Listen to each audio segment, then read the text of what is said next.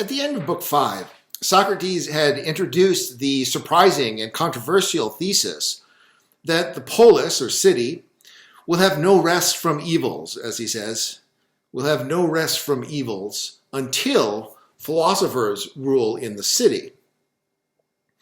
This special status of philosophers was due to their unique status as lovers of all sorts of learning and the only possessors of knowledge. Knowledge, in turn, was described as seeing what truly is, as opposed to what merely appears to be.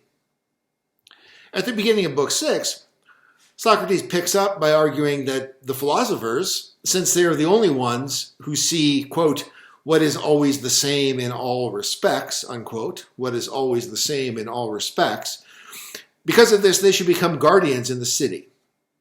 The philosophers are the only ones who see what is the same in all respects, and so they should become guardians in the city. And the argument for this is that only the true philosophers see what truly is. The true philosophers, therefore, are like sighted people compared to the blind. The true philosophers are able to use their knowledge of each thing to, quote, establish here on earth conventional norms, unquote. Whereas other people lacking this cannot establish here on earth conventional norms. As he says on 334 in our text in the bottom left, do you think there's any difference then between the blind and those who are really deprived of the knowledge of each thing that is and have no clear model of it in their souls? Those who cannot look away like painters to what is most true and cannot, by making constant reference to it, by studying it as exactly as possible, establish here on earth conventional norms concerning the beautiful, just, or good things when they need to be established, or guard and preserve those that have been established. So Plato is constructing here a very particular image. The ruler has to be like a painter who's operating from a model. So on this analogy, the painting would be the constitution of the city and the laws and the governance of the city in general. And the model is going to be the good, or some model of reality, or what truly is, that the ideal perfect utopia. And so just as the painter is looking over at the model and then is painting based upon the model that they're looking at, so too Plato imagines that you have the guardian of the city who is tasked with being a kind of painter of the laws of the city. And what's going to be the model in this case? Well, it's going to be something like the form of the good. It's going to be the ideal of the perfect utopian city that is arrived at only by the philosopher. So the legislator or the ruler or the guardian is going to be looking at that model and then writing down the laws for the city based upon their insight on that model. And so just as we should expect the painting to be a complete mess if someone has to do it without a model, Plato is imagining here. Of course, you can do it by memory and use your memory as the model and so forth. But we're imagining that someone is being forced to draw something with which they have no acquaintance. So they don't even have a memory of it because they've never experienced it. They say, okay, draw what, John Q. Smith looks like. And you say, well, I've never seen John Q. Smith. Well, tough luck, draw it. What are the chances that your picture is actually going to be an accurate likeness of John Q. Smith? Not very good. And similarly, Plato is assuming here that we would agree with him that the model of the city, if it's not something that the rulers know from direct acquaintance and direct experience, is not going to be able to transfer onto the legislation and the governance that they're going to enact in the city. And so it's going to be also a mess when they try to rule the city. So the true philosophers are like these sighted people who see the true model of the good and therefore are able to have some decent chance, at least, of transferring it onto the canvas, so to speak, of real life. But there's a potential catch in this argument. Do we know that the true philosophers are not inferior to others in virtue?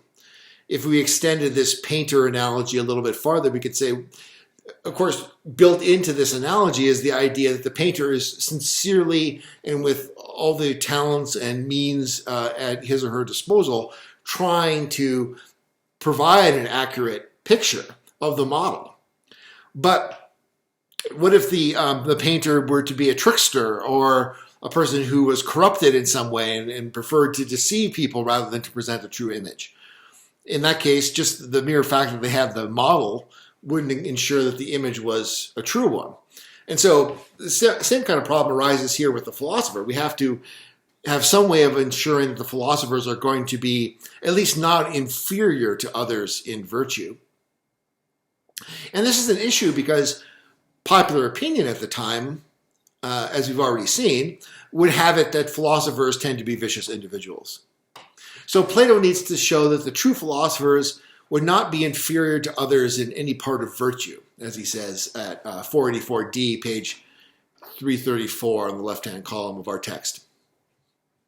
First, Socrates argues from the fact that the true philosophers love what is, that they will be truthful.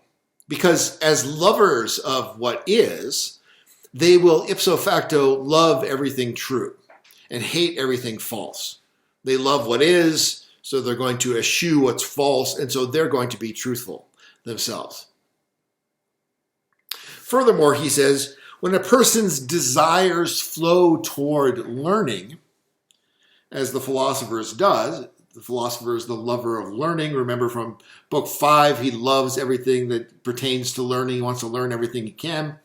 But he says, this is in the center of the left-hand column, page 235, when a person's desires flow towards learning and everything of that sort, they will be concerned, I imagine, with the pleasures that the soul experiences just by itself.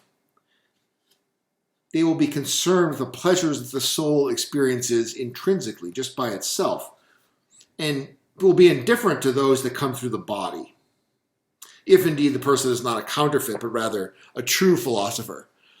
And of course, that alludes to the discussion later on that he will give shortly about all the pretenders to the mantle of philosophy that are not true philosophers. But if we're dealing with someone who's a true philosopher, someone whose desires truly flow towards learning, they're going to be focused on these intrinsic pleasures of the soul, and they're not going to be distracted by the pleasures of the body. We see here an echo of the main line of argument in the Phaedo, which said that philosophy involves a separation of the soul from the body due to a greater attachment to the soul and to the things of the soul rather than the things of the body. This detachment from the body contributes to the virtues of temperance, liberality as it's translated here, or generosity, courage, and justice. And the way it does this is pretty straightforward. Basically, we look at this in detail when we look at the Phaedo, but temperance, moderation with respect to the pleasures of touch and taste, the pleasures of eating, drinking, sex. If the soul is going to be focused on and interested and attached to learning, they're only going to eat and drink what's necessary for the sustenance of the body so the body doesn't die. They're not going to be distracted by excessive sexual indulgence if they engage in sexual indulgence at all, because it's not necessary after all. So they're going to be a temperate person. They're going to be liberal or generous since they don't care about money. They're not materialistic. They don't care about material things. And so they're happy to donate, to give their money if they have money, give it away to people. If they're not greedy and possessive, and they're not worried about their stuff, their property. So they're going to have this liberal attitude of mind. They're going to be courageous because, as he says, the philosopher is the one who fears death least of all. This, of course, was the main point of the Phaedo. The philosopher is going to be the one who least of all fears death because, after all, philosophy itself is just a practice of death. They're practicing for death. And so they're going to be courageous because, the worst thing that can be taken away from you, at least by conventional opinion, is your life. And they're not going to value their life that much. So they're going to value it, we might say, only insofar as it is a means to advance their pursuit of truth. They're not going to value it for itself. They're not going to do anything, even shameful actions, for the sake of just preserving their body, because the body is ultimately not that important. And then similarly, justice. Here, Plato is using a narrower sense of justice, which involves something like fair dealing and exchanges. And so the philosopher has this sort of magnanimous frame of mind, they're not going to be the kind of person you're going to find, haggling over a deal, or they're having dinner with their friends who should pay what percentage of the tip or this kind of thing. They'd be perfectly happy, if they ate the least, which they usually will because they're temperate, and to pay an equal amount of tip as everyone else on the table, because it's just not that big a deal to them. That's kind of the idea. So the key here is unconcerned with material things. That's a reason to think that the philosopher, someone who has a truly philosophical soul, not one of these pretenders, one of these phony philosophers who claim to be philosophy lovers of wisdom, but are really just in it for money, like the sophists or whatever it might be. But the true philosophers are going to be detached from material things. They're not going to be materialistic, and so they're likely to possess these classic virtues of temperance, liberality, or generosity, courage, and justice. Plato introduces at this point the idea of someone having a philosophical soul. This is a soul that is naturally inclined towards justice and gentleness, who's a quick learner with a retentive mind, and also a natural gracefulness. These are the types of children who should be brought up and educated as philosophers, those who have a naturally philosophical soul. Now, Socrates reveals himself to be sensitive to the common opinion raised here by Adeimantus. The common opinion, namely, that the majority of philosophers are cranks, if they're not out-and-out bad men. That is to say, that they're eccentric weirdos who hold these strange views, and respectable society generally shouldn't admit them into its midst, because they're liable just to bring the whole ship down around their own idiosyncratic opinions about things. So that view, which is the common opinion, is something that Socrates or Plato acknowledges as having something to it. And at best, the minority of philosophers who remain good people, who don't become cranks or bad people, are rendered politically impotent by their pursuit of philosophy. And Socrates concedes that this is, as a matter of fact, true in the present state of things. In the present state of things, you look around the people who are reputed to be philosophers, they're either cranks, eccentrics, who hold weird opinions that are probably harmful to society, or they're people who are decent people, but their heads are in the clouds and they're impractical people. They're not really useful in terms of political improvement, developing the city and improving it. However, the fact that this is the way things are in the present situation does not prove, he thinks, that it's wrong, that he is wrong, that the philosophers need to rule. Rather, it only shows that the noble mantle of philosophy has been usurped by those unworthy to wear it, and that these have given philosophy a bad name. Likewise, the rule of the city has been usurped by people unqualified in true statecraft, whom Plato likens to mutinous sailors. So they create this elaborate image, which I won't quote from here, but the philosopher is like a tall, far-seeing, the true philosopher, that is like a tall, far-seeing captain of a ship, but one who has been relegated to the brig by mutinous sailors who have drugged him and maybe bound him or whatever and have taken over the ship for themselves. That's our present-day politicians. And so we live in a kind of environment of usurpation is the predominant image. The image of philosophy itself has been usurped by these pretenders, these phony philosophers, wannabe philosophers who aren't true philosophers at all. And then the role of the philosopher as the true statesman has been usurped by these fake, phony statesmen who are behaving like mutinous sailors and have relegated the philosopher to the sidelines. The true philosopher has a distinctive type of nature, which is reflected in his or her deep and abiding passion for what is, a passion for reality, for the real above all else. And Plato doesn't draw back from likening this in a striking image to sexual passion. On page 338 in the left-hand column, he writes, "A real lover of learning strives by nature for what is. He does not linger over each of the many things that are believed to be, but keeps on going without losing or lessening his passion, until he grasps what the nature of each thing itself is, with the element of his soul that is fitted to grasp a thing of that sort, because of its kinship with it. Once he has drawn near to it, has intercourse with what truly is, and has begotten understanding and truth. He knows, truly lives, is nourished, and at this point, but not before, is relieved from his labor pains." So there's this image here of the philosophers having an almost erotic passion for reality, for the depths of being, a kind of erotic desire for it, to become intimate with it, and to have intercourse with it, but with that part of his soul that's suitable for having intercourse with it, not with the body, of course. And then through this intercourse beginning, he begets, what does they say here again? Understanding and truth, begetting understanding and truth from this intercourse with it. So that's the outcome, is truth and understanding. And he experiences a kind of pain akin to labor pains until he's able to arrive at that truth and understanding.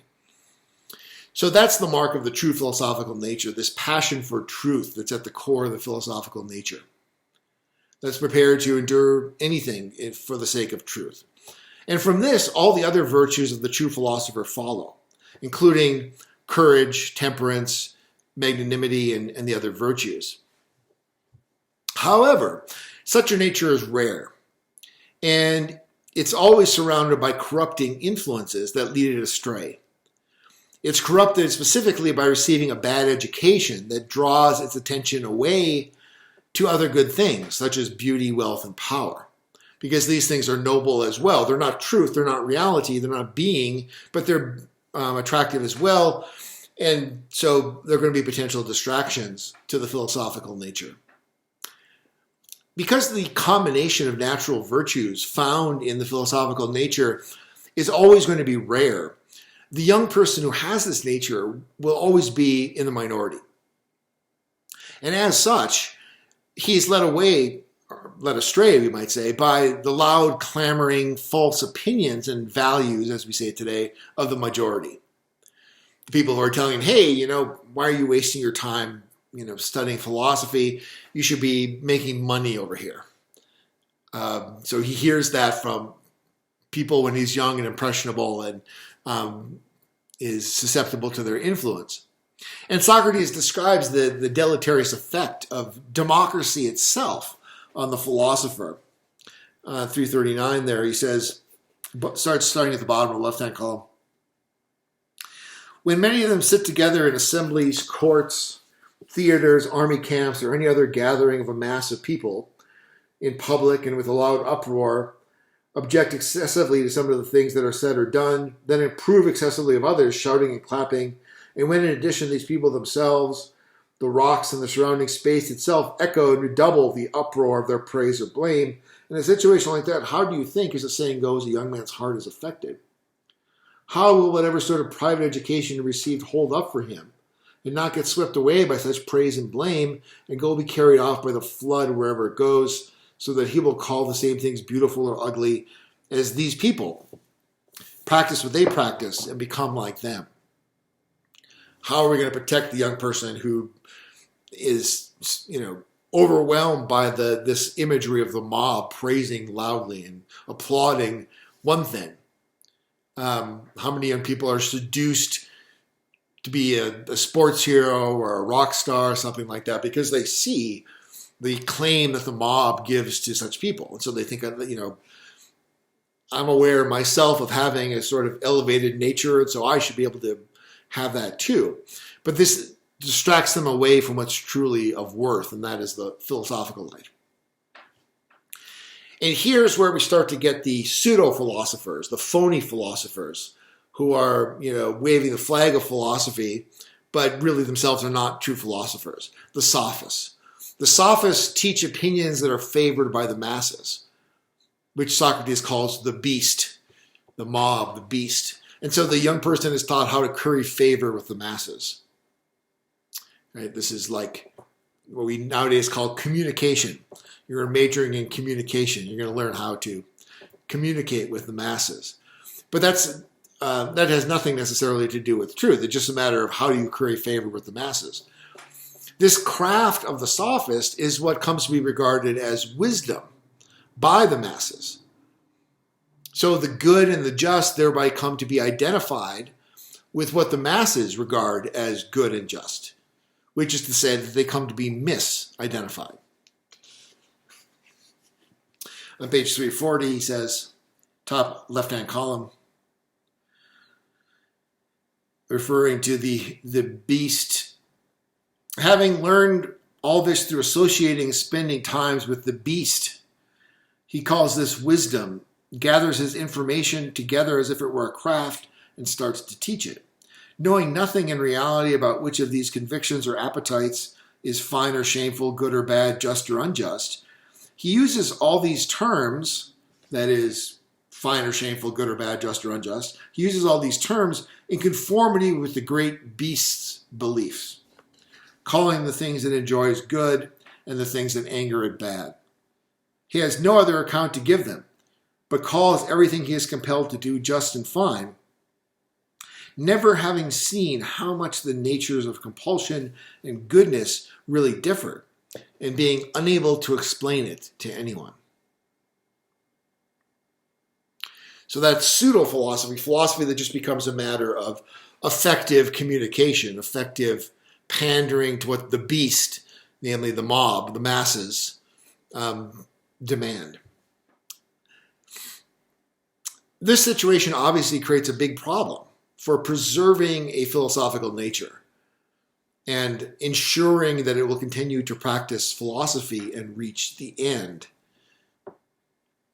Under normal conditions, it will take a fluke of good fortune or the intervention of a god for a philosophical nature to develop into a real philosopher.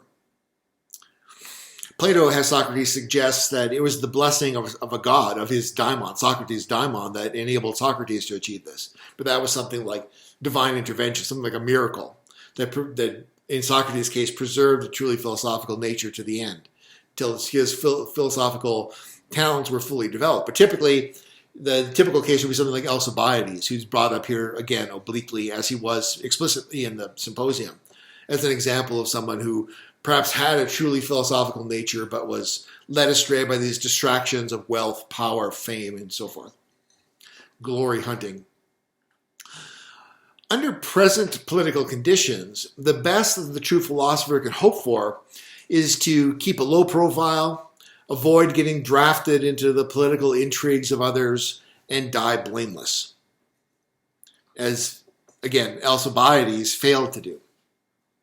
But Socrates regards this as a disappointing outcome because of the good that the philosopher could do under more suitable conditions. What a shame it is to lose the benefits of guardianship, of being ruled by a true philosopher, just because of the situation with the beast as it stands now, that's going to end up corrupting the philosopher, leading them astray, and so forth. Under a suitable constitution, Plato says, the philosopher will, quote, save the community as well as himself. This is page 342. In the left-hand column of our text, towards the bottom there, 497a. In a suitable constitution, his own growth will be fuller, and he will save the community as well as himself. So if only we had a philosopher who is able to grow up under a suitable constitution, not the corrupt ones that we have now that destroy philosophical natures, but one that fosters a philosophical nature, then the philosopher could save the community. Socrates optimistically declares on 342 in the next column there, But if it were to find the best constitution, as it is itself the best, speaking here of the philosophical nature, if it were to find the best constitution as the philosophical nature itself is the best, it would be clear that it really is divine and that other natures and pursuits are merely human. So if we had a constitution worthy of a philosophical nature, it would truly flower, it would blossom, it would be able to save the city and so forth. Now, it would seem that we've already established this constitution in the earlier description, in the earlier books of the Republic, of the perfect city. However, this was argued to be unattainable until the philosophers become kings. So this suggests that we're in a kind of catch-22 when it comes to creating the perfect city. So the perfect city can only come about when the philosophers become kings. Okay, so how do the philosophers become kings? Well, the philosophers aren't going to become kings until the city is already governed by the right kind of constitution, which suggests the perfect constitution, the one that is intended to foster philosophers.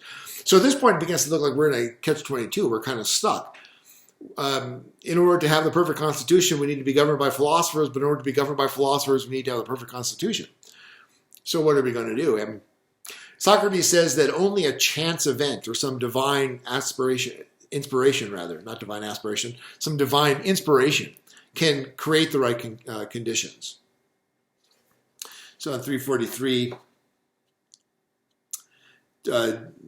this bottom half of the right-hand column, at 499b.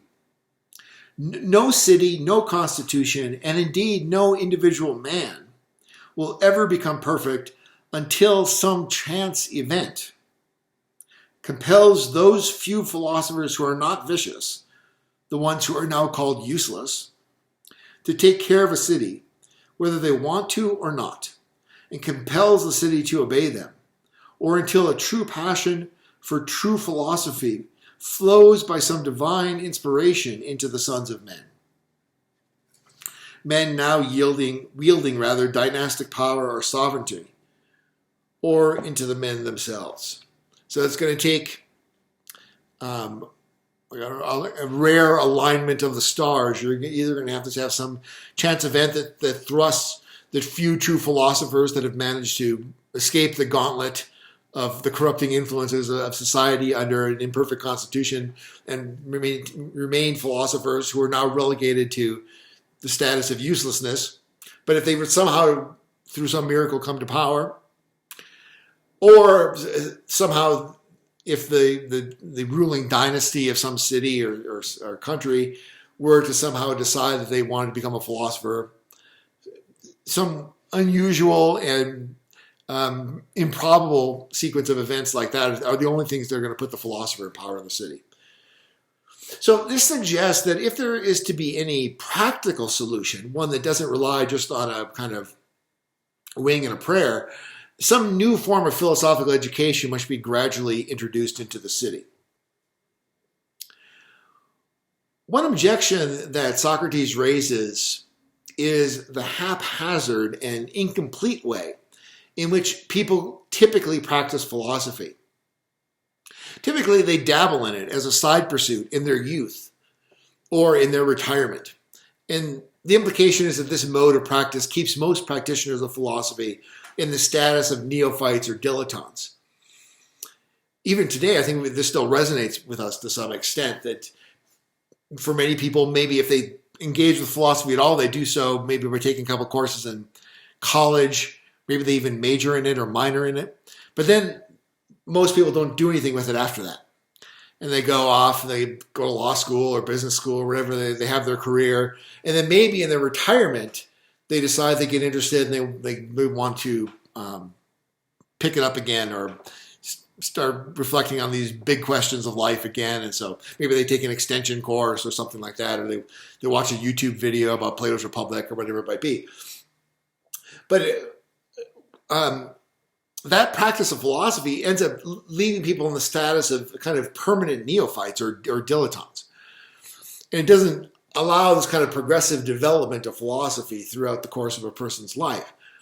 Instead, Socrates will advocate a philosophical education that progressively builds up in complexity and rigor over the course of a life, making philosophy the central activity, or at least if it's not the central activity itself, it's the target that the whole process of education and cultivation of the self, of the soul, is aiming at ultimately the ability to engage in philosophy at the highest level.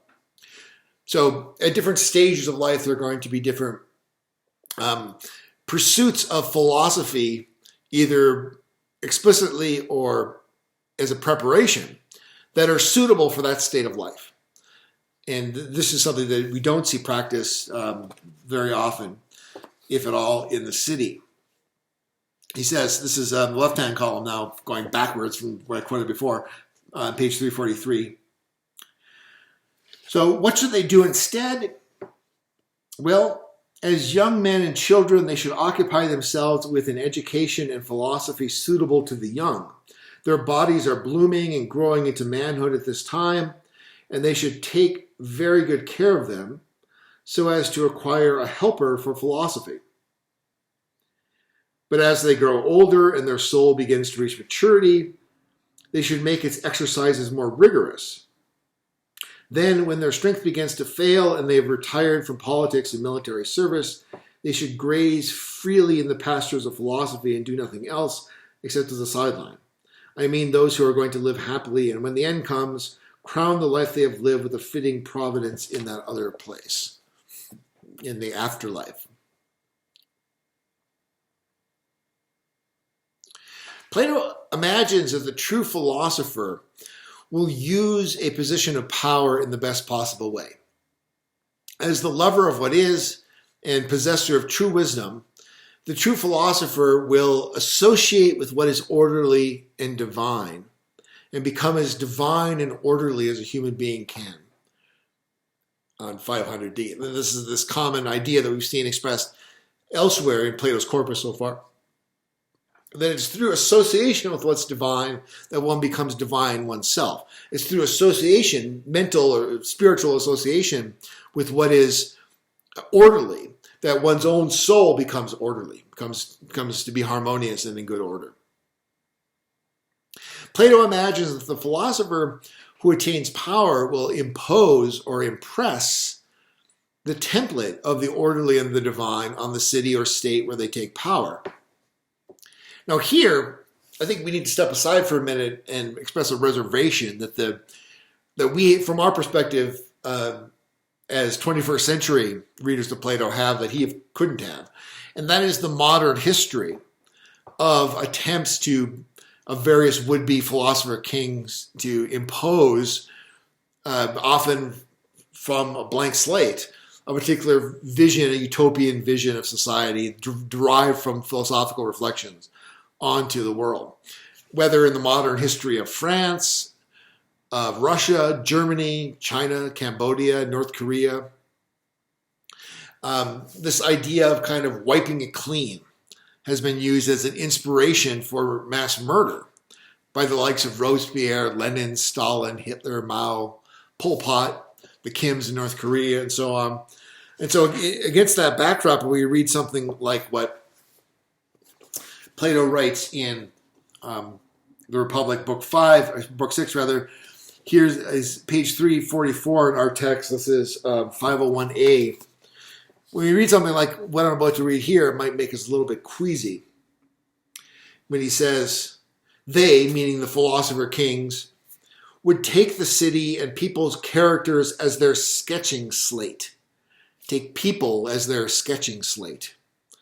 Writing on them, you can't help but think here of re-education camps in communist regimes. Or fascist regimes, for that matter, which aren't so different, ultimately. They would take people's characters as their sketching slate, but first they would wipe it clean. And of course, in practice, this is usually done through torture. But he doesn't say that here, but we know from all the places I've mentioned and all the individuals I just mentioned, that's torture and terror were the methods for wiping the slate of people's characters clean. which is not at all an easy thing to do. No, it's not an easy thing to do, which is why you either tend to torture people into becoming brainwashed or you murder them if you're a 20th century communist or fascist. And you should be aware that this is an immediate difference between them and others, that they refuse to take either a private individual or a city in hand or to write laws unless they receive a clean slate or are allowed to clean it themselves. Philosophers say, I'm not going to become ruler in this city unless you allow me to have a clean slate. I'm not going to have to work, and I'm not going to work with existing traditions and laws and people's existing opinions and characters. I want to write everything from a clean slate. So, yes, I am poisoning the well here by introducing this in this connection, but I think it's a legitimate Surgeon General's warning type thing to stamp on this sort of a passage in Plato because of the immeasurable amount of human suffering that this kind of idea, which does trace its roots to Plato, has caused. Plato, however, optimistically imagines that the city under the philosopher king will ultimately fare the best as the philosopher imposes the ideal form onto the city. Right? You got to break a few eggs to make an omelet. So this leads to the first discussion question. Do you agree with Plato that the philosophical type is the only one that is suited to rule in the city? Is it within human power to attain the kind of knowledge that Plato associates with the philosophical type? Is it true that the philosopher would be capable of imposing rational order on society? Can rational order be imposed upon society without unacceptable moral cost? Explain your answers. So once again, first discussion question. Do you agree with Plato that the philosophical type is the only one that is suited to rule in the city? Is it within human power to attain the kind of knowledge that Plato associates with the philosophical type? Is it true that the philosopher would be capable of imposing rational order on society? Can a rational order be imposed upon society without unacceptable moral cost? Explain your answers.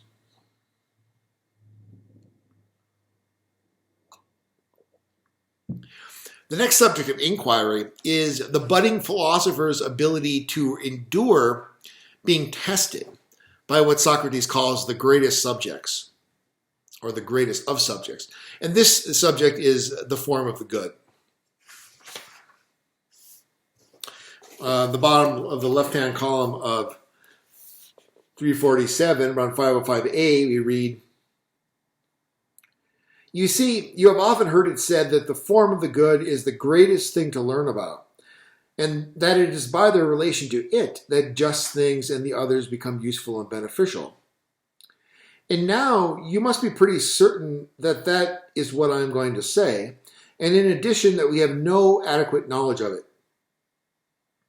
And if we do not know it, you know that even the fullest possible knowledge of other things is of no benefit to us, any more than if we acquire any possession without the good.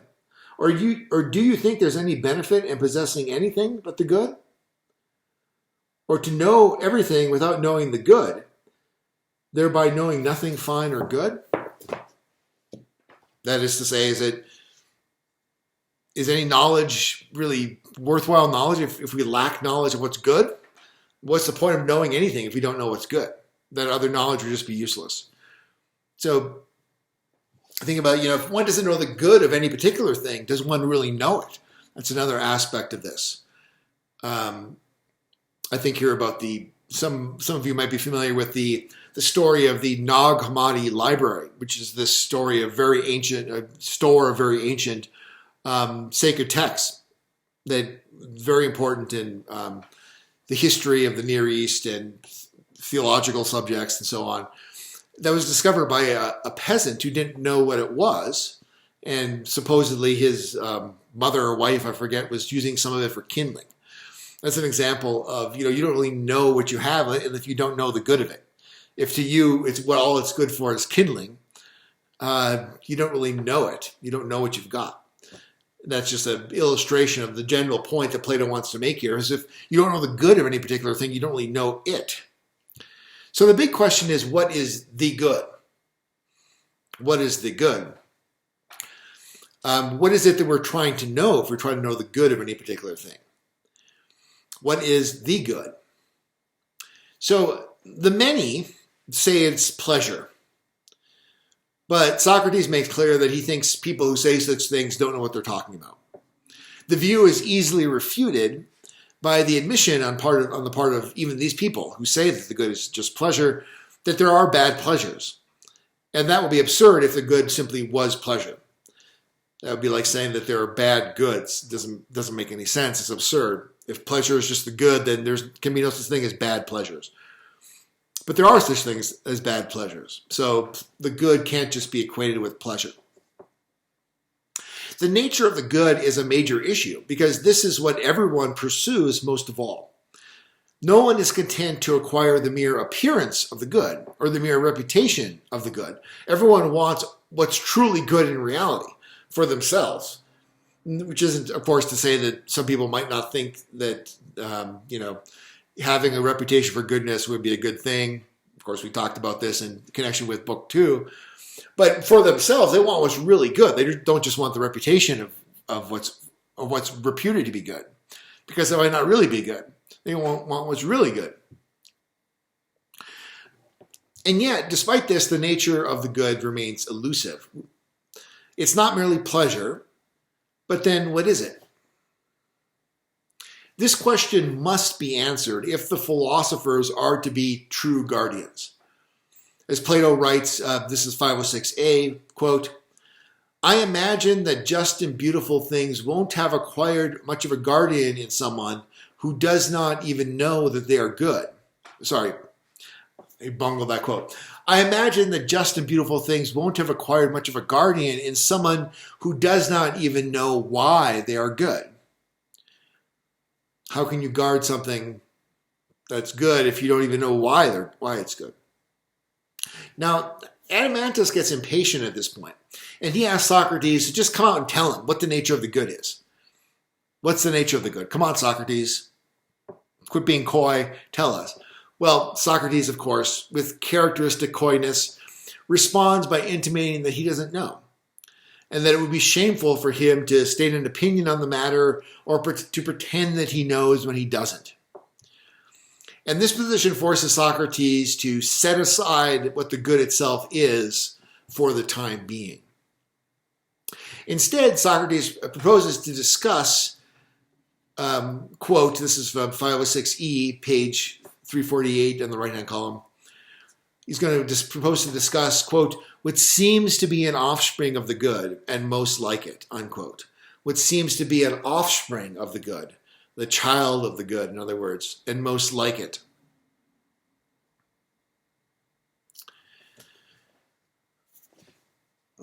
And this begins to develop, once again, Plato's theory of the forms, this discussion.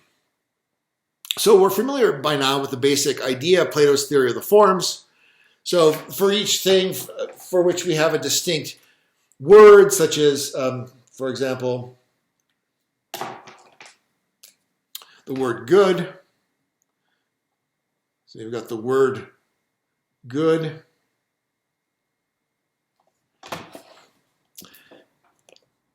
And for this word, we posit both the myriad good things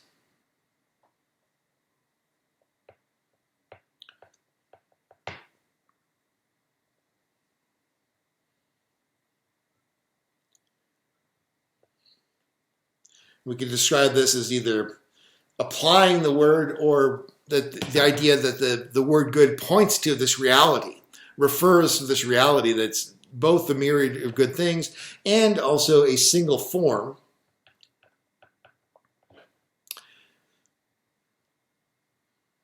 that all the myriad good things share in common.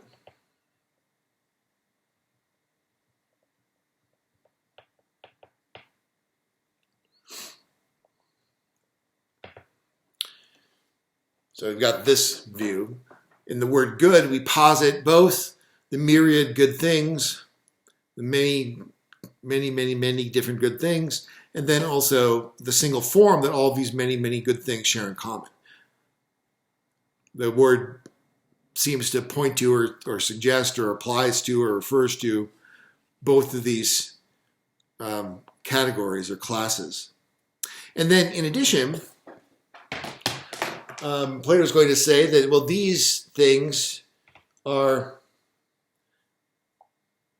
visible things,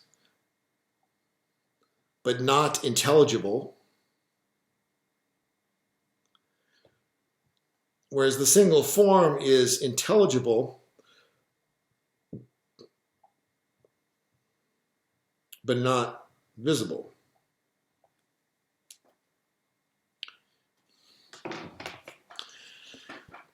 So we see a kind of complementarity here, that the myriad good things have the visibility that the form of the good lacks, but the form of the good has the intelligibility that the myriad good things lack. And visible here we use as a kind of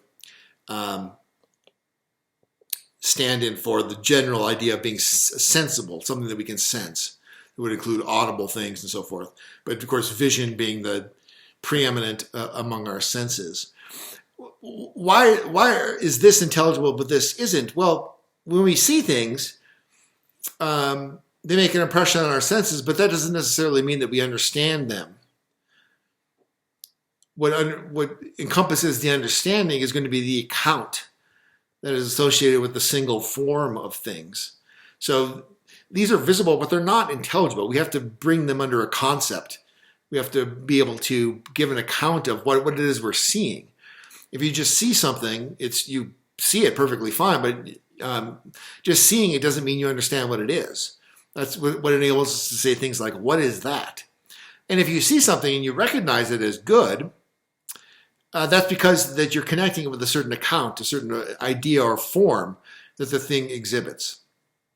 So that's the idea here, is that the intelligibility of the thing corresponds to the form that all of these things share in common. For example, something that is good because it's nourishing is going to share in common that quality of being nourishing, that form of being nourishing, with all other things that are nourishing. And so to see something as food, for example, is going to be able to connect it with that idea, with that form, not just to see it, because you might see something and not recognize or not understand that it's food. So the visible world is in itself considered just with a separate consideration from the form is going to be merely visible, not intelligible. But similarly, if you consider just the forms of things, that doesn't include the element of visibility. To illustrate what the form of the good is, Socrates first discusses the relationship of the sense of sight to the sun. The sense of sight is dependent upon the sun. The eye depends upon the power it has to see from a kind of overflowing of the power of the sun. He says, just like an influx from an overflowing treasury at 508a, page 349. The sun is not the eye, nor is it the power of sight, yet these are in a certain way the children or offspring of the sun. The eye, when it's functioning to realize its natural end, is like a kind of sun that illuminates things. It's a kind of offspring of the sun. So by analogy, what Plato wants to say is that the form of the good itself, is the parent of those good things that are its offspring in the visible realm. The form of the good is like the sun that has as its offspring the eye, which lights up the world for individuals. Similarly, the form of the good is going to have as its offspring the various good things. And just as the eyes go blind and lose their power without the sun, so too does our understanding lose the power to make sense of things without the intellectual illumination that's provided by the form of the good. As he says, 508e, page 349. I won't read that. Socrates extends the analogy further than this. Not only does the sun provide the illumination that allow our eyes to see visible things, it is also responsible for their coming to be, growth, and nourishment. Page 350 in the left-hand column, there's a famous quotation here, right around 509b. The sun, I think you would say, not only gives visible things the power to be seen, but also provides their coming to be, growth, and nourishment, although it is not itself coming to be. Therefore, you should also say that not only do the objects of knowledge owe their being known to the good, but their existence and being are also due to it, although the good is not being, but something yet beyond being, superior to it in rank and power. So we have this image of the good as a sun-like source of being. Of course, for us, we think of, you have the sun, and then out of the sun or the stars or whatever, right, you have the various other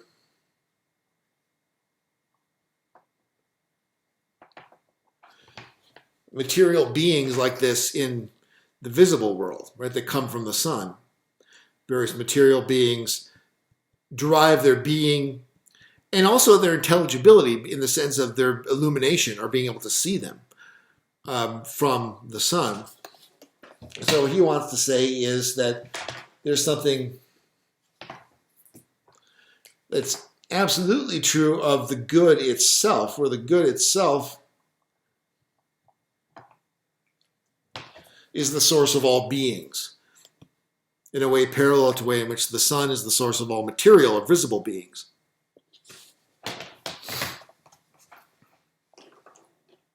So the good is even over being for Plato. That's a crucial point.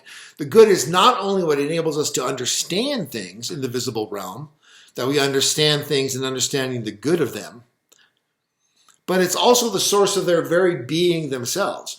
I think today in the modern world, we're apt to think that at best the good might be what enables us to, desire things or to choose things as ends, as purposes and things to pursue. But that is not what enables us to understand things, let alone what enables the very being or reality of things. But Plato takes a much stronger perspective. It's what enables us to understand things as such. We can't understand things without understanding the good of them. But their very being is due to the good.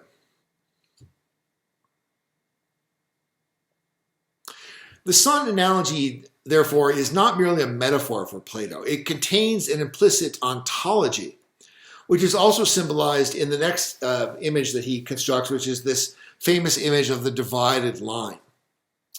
This line represents the relation between the visible and invisible realms in terms of what Socrates calls relative clarity and opacity and truth and untruth.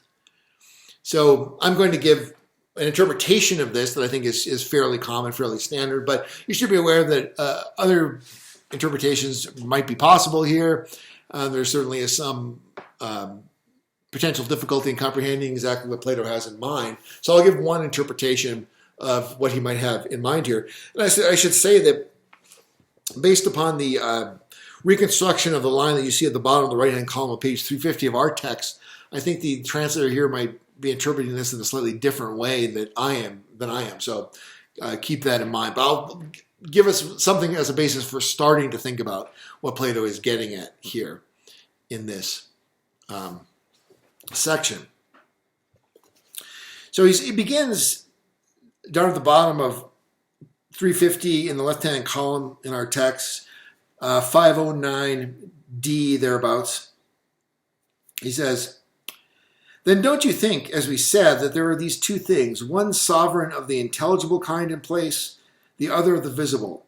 I do not say of the heavens, so as to not seem to you to be playing the sophist with the name. In any case, do you understand these two kinds, visible and intelligible?" "I do," says Glaucon. represent them then by a line divided into two unequal sections. Okay, so we have our line.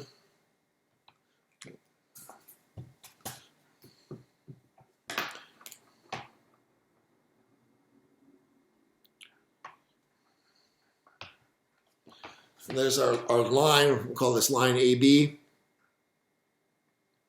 And it's going to be divided into two unequal sections. So here's one.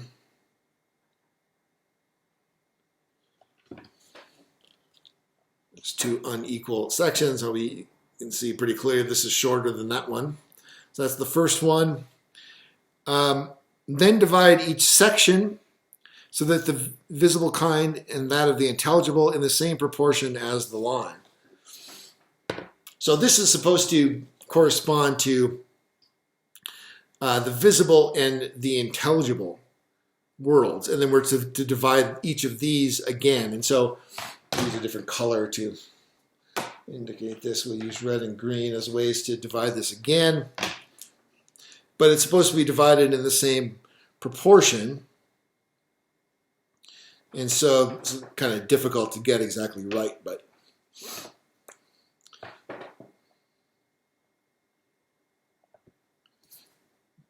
somewhat off.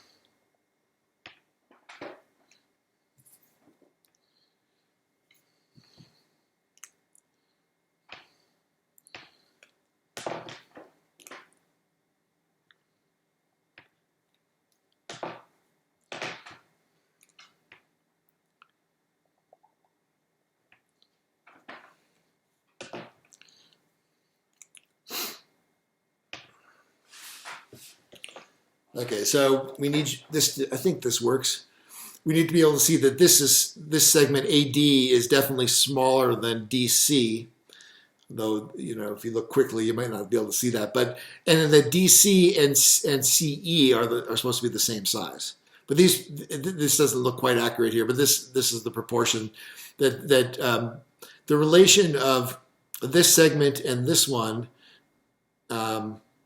Rather, the relationship of this division and this one is supposed to be the same as each of these internal divisions. And this corresponds to, I would say, the visible realm on this side and the invisible on this side. Why make this the larger? Because he's going to say that in terms of relative clarity and opacity,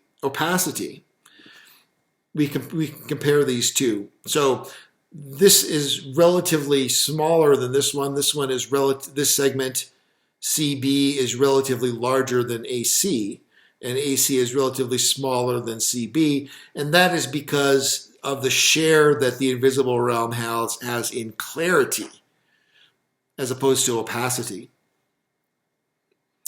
That this has in truth as opposed to the visible realm. And so that's what we're talking about here, is relative shares of clarity and truth. And this, of course, suggests you could reverse it if instead of clarity or truth, you want to talk about relative shares of opacity or falsity. But the point is that the visible realm, on this way I'm diagramming it, is going to have a smaller share of clarity and truth than the invisible realm is. And then, of course, there are these internal divisions that he's going to talk about as well. And one thing that's notable here, I think this looks about right, is that we want DC and CE to be roughly equal, even though this is the dividing line here between the, oops, I don't want to do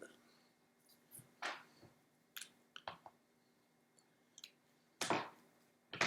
This right here is the dividing line between the visible and the invisible right at C, right? That divides the invisible segment from the visible segment at C, But then we have a part of the visible realm that is roughly equal to part of the invisible realm. So it seems that DC is going to be roughly equal to CE.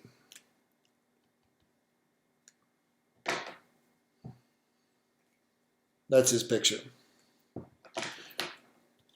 So again, we have the visible realm having a significantly smaller share of truth than the invisible realm. But in terms of these subdivisions, which we are now going to talk about, there's the larger segment of the invisible realm. I'm going to make this even a little bit smaller just to make that a little clearer, because I think this looked a little bit bigger before, so we'll shrink that a little bit. This larger segment of the invisible realm is roughly equal to the smaller segment of the visible realm. Did I say that right? The larger segment of the visible realm is equal to the smaller segment of the invisible realm. Yeah. So that's the picture. Okay. So represent then by a line divided into two unequal sections. Then divide each section, that of the visible kind and that of the intelligible, in the same proportion as the line. In terms now of relative clarity and opacity, you will have one subsection of the visible images. By images, I mean first shadows, and then reflections in bodies of water and in all close-packed, smooth, shiny materials and everything of that sort. Do you understand? So here he's going to say this is the realm of images. Images of things. So not the tree, but the image of the tree in the pond. Not your face, but the image of your face in the mirror and so on. That's this realm. The realm of images that are likenesses of original things. Images that are likenesses of original things. That's that realm. And then in the other subsection of the visible, so now we're talking about this one, put the originals of these images. So this is the originals.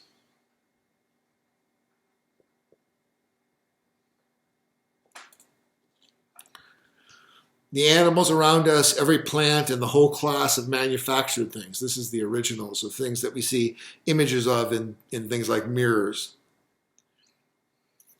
Would you also be willing to say then that as regards truth and untruth, the division is in this ratio, as what is believed to what is known, so the likeness is to the thing it is liked.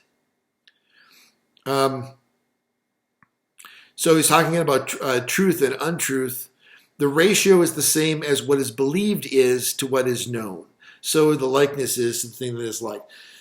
So we say that the likeness of the thing to the thing it's like has the same ratio as what is believed to what is known. That is to say that this ratio here is the same as the ratio of everything that's known here to what's actually known, which is going to be on the other side of the division in the invisible realm. Because here he's going to say is a realm of belief, and this is going to be a realm of imagination.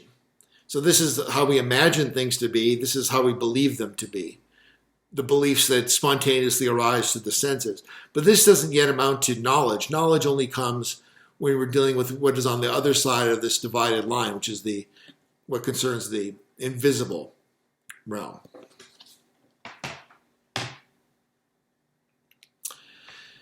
In one subsection, the soul using as images the things that were imitated before is compelled to base its inquiry on hypotheses, proceeding not to a first principle but to a conclusion. Okay. So this is the realm of hypotheses. And it becomes clear here that Plato's paradigm for this is geometry. So he gives a long, detailed examination of this, but for the sake of time, I will just summarize this. The idea is that geometry uses these things that were counted as the original beings if we just restrict ourselves to the realm of the visible, these are the original beings, the animals, manufactured goods, and so on, that can, for example, be reflected in water or mirrors, right? Geometry uses these, but it uses them as a kind of stepping stone to inquire into what truly is. So in geometry, what do? We use like a compass and ruler and things and instruments like this in order to illustrate geometrical principles, geometrical theorems. But what we're talking about on the chalkboard, so to speak, or drawing a line in the sand or a circle in the sand or whatever, isn't the circle itself or the line itself. We're just using the visible thing as a kind of helper to help us to gain a kind of intellectual insight into the true nature of the circle or the true nature of the triangle or whatever it may be within geometry. That's the model that Plato has here. That the realm of knowledge, the smaller realm of knowledge, concerns this kind of hypothetical knowledge. Why does he call it hypothetical? It's not hypothetical in the sense of a scientific hypothesis.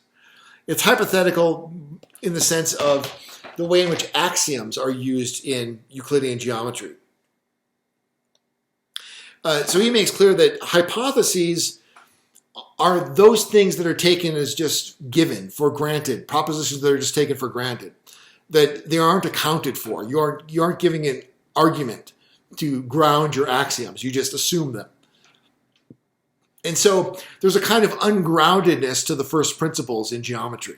And this is why he gives it a smaller segment of truth. Although notice, again, an equal one to, it seems like, the kind of knowledge we would get of the physical objects around us from the senses. But this is going to be relegated to what he calls belief still, and this is going to be knowledge. But still, they seem to have equal amounts of truth or clarity, according to this way of representing them, because their segments are roughly equal, whereas these are smaller. This is a smaller segment here, and this is a larger segment here. So what belongs then in this final realm? Well, this, of course, is where the forms are going to belong, which has by far the largest segment of truth and clarity, the forms. Read that.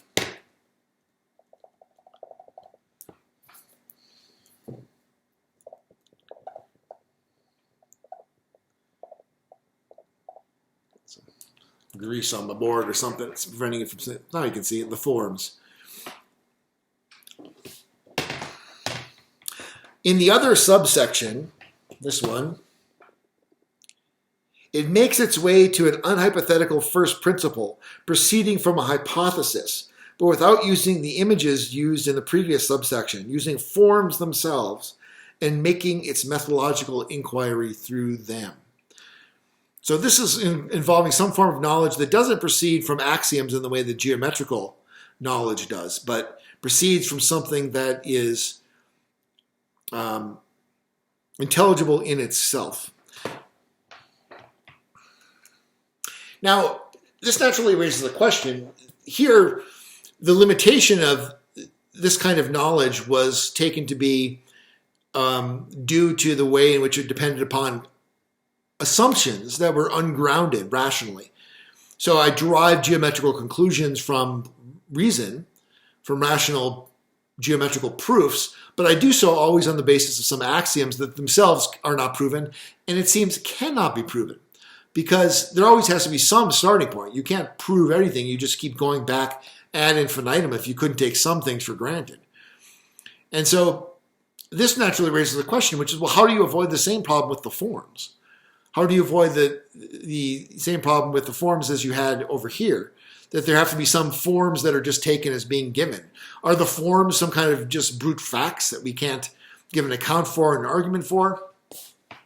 And so this is an important question about Plato's understanding of what it is this superior degree of epistemic access to the forms ultimately consists in. And he will give an account of this. But first, I just want to summarize this one more time. So we have the smallest segment of clarity and truth, the realm of the visible images that we imagine. That's this segment, AD.